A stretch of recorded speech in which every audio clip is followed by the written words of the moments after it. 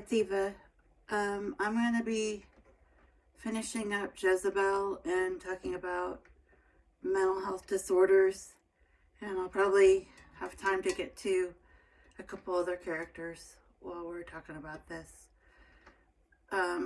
Where I left off with Jezebel last time, I believe, was that she got killed because she basically had like an all-out, I don't know what you want to call it, standoff with God's prophet Elijah, and she had a message sent to him saying that he had to leave immediately or he was going to be killed, because she and him had gotten in this competition over which was the real God. Her false idols, that was like Baal or Jehovah Jireh, which would be the Judeo-Christian God of Israel.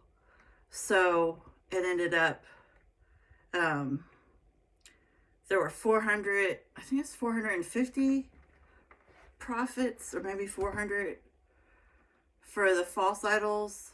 And because she was a foreign queen who had come in, and she had brought a lot of her own prophets, or she made a bunch of religious places of worship to worship. She had a fertility goddess she was really into in this Baal. I'm saying it's supposed to be Baal. I always say Baal, but that's not it. And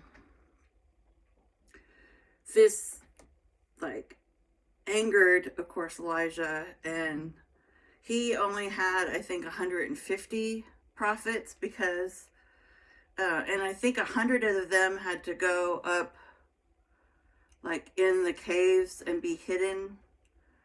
I can't remember the guy who went and hid them, but it was because she was after them. She wanted to kill all of them. But before she banished him, and this is King Ahab's wife, before she banished him, she put a curse on him. So it was, I guess, like some kind of demonic presence or entity or whatever, that it made him like have extreme hopelessness. And he actually I mean, this is kind of the first time we see him. I mean, we've seen him different times during the 3-year drought, being frustrated, being, angry at the king and queen, and, trying to constantly seek justice. And I mean, he has a lot of, I would say, appropriate moods for what's happening. And kind of, it's all on him. He has to really, it's like him and God talking about it all the time.